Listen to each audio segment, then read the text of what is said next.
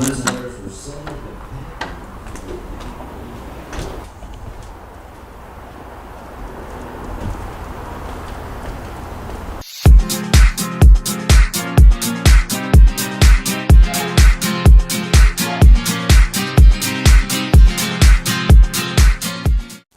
Ro. Hey, baby.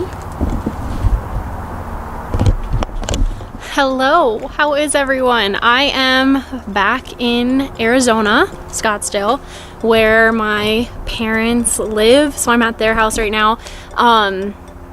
We're getting ready to go to their friend's house who like crazy decorates her house for Christmas. She has like 10 Christmas trees. It's insane. Meanwhile, I just decorated our tree and I have like 5 ornaments. If you can hit subscribe, that would be amazing. Thank you if you want to like follow along. A few people asked me if I could speak about how I learned Spanish. So it's not like a crazy story or anything. I'm still not fluent in Spanish. Unfortunately, I wish I could just wake up one morning finally and be fluent, but I've been living in the Dominican Republic for a year and a half now. And okay, basically I started Spanish in 7th grade and we did Spanish like twice a week for 45 minutes each. So maybe an hour and a half, 2 hours a week. And obviously that's not a lot. And it was just very basic: numbers, colors, weathers, greetings. So, you know, I got like a foundation there. And then in high school, I took Spanish until 11th grade. I think it was 2 or 3 times a week, maybe, same amount of time. And again, it was pretty basic, only present tense.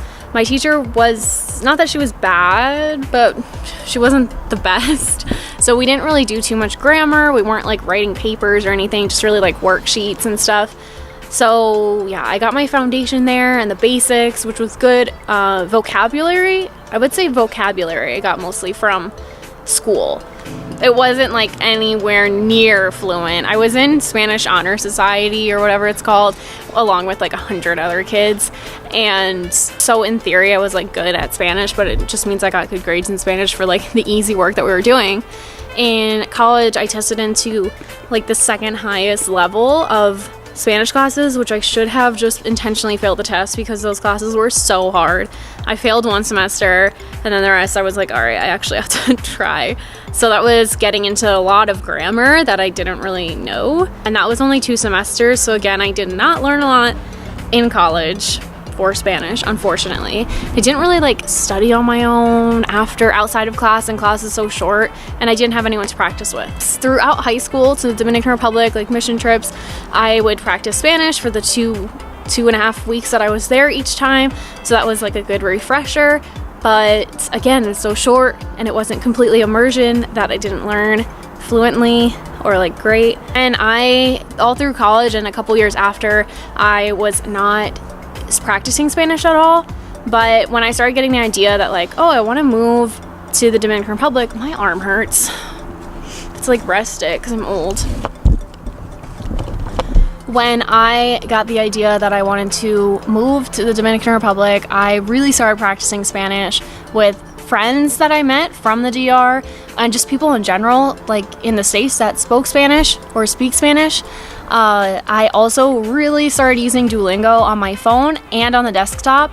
At one of my jobs for the 9 months I was living in Arizona before I moved to the DR, I was always on Duolingo at work, on the desktop one, and just practicing, and that really helped with grammar and like full sentences and speaking, reading, and writing, as well as more vocabulary too.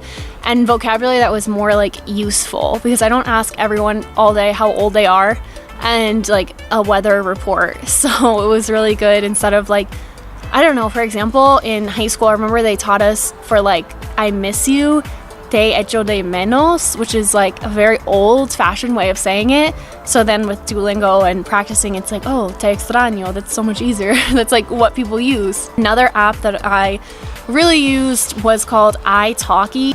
italki, I think it is. I'll make sure to link it below. That is an app where you match up with someone from a specific country. So you can literally pick the exact country, not just Spanish in general, and practice with them. So I chose Dominican Republic, of course. and I matched with some people and we were practicing, and some of the people want to like exchange, so I help them with English, they help with me with Spanish, but some literally like are already fluent or don't want to learn English, so, or they want to learn like another language but they're willing to help you with Spanish, so that was cool too. I would definitely recommend that. And I think if you want to take classes, like half-hour long Skype lessons with a real teacher or tutor, that's like $5 an hour, as low as $5 an hour. So that is a great app that I used. I also used a couple other ones, but the main ones were Duolingo and that italki one. And then I really just tried to keep in touch with friends from the Dominican Republic, so I got used to like the Dominican accent and Dominican slang rather than like, I don't know, something else. Sorry, the light's kind of bad. It's a little bad. I filmed this before and then it all deleted, so that was good. Another thing I would suggest is, even if you're not in a Spanish-speaking country, just practice as much as you can actually talking, because reading and writing is one thing. I'm better at reading and writing than I am talking, I think. I don't really know if that's true, but if you find someone that speaks Spanish near you, and just don't be afraid to look dumb. I still look dumb when I speak Spanish a lot of the time, but I don't really care because I'm practicing or I'm learning, and then no one's gonna correct you if you're not practicing. So it's really the only way to get better. Find someone, I don't know, go to a restaurant, go to a Spanish restaurant and practice with the waiter. I swear I used to do that. And then when I was in Arizona for the 9 months, at both of my jobs, that there would be Spanish speakers, so it was really good to practice Spanish there at work with them. One of was a restaurant, so it was really cool and like necessary sometimes. And then of course, when I moved to the Dominican Republic, my Spanish just got so much better. When I was teaching at the school, I didn't practice that much because I taught all in English, but I could ask the students like, oh, by the way, and I didn't really care about looking dumb in front of them because they were 10. And the other teachers, like the Dominican staff, I would speak only Spanish with them. And when I moved to Santiago, it was good because I started taking private lessons with he was a college student, so I started taking once a week classes one-on-one, and that was really good to like practice the grammar and the harder stuff, past tense, every form of past tense. Why are there so many? But that was really helpful too, and they're affordable there, so if you can get one-on-one classes, it's great.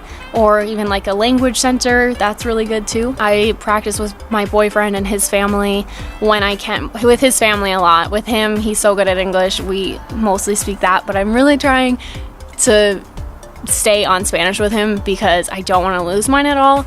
So yeah, I would definitely, and when you're in the DR or any Spanish speaking country, just like practice. Don't be afraid to, don't tell someone like, oh, order for me, or can you call and order pizza, or can you talk to the Uber driver? Just do it. Like, I know it's so embarrassing sometimes, and you know that you say something wrong, but you're like, I can't remember the right way to say it, but it's okay.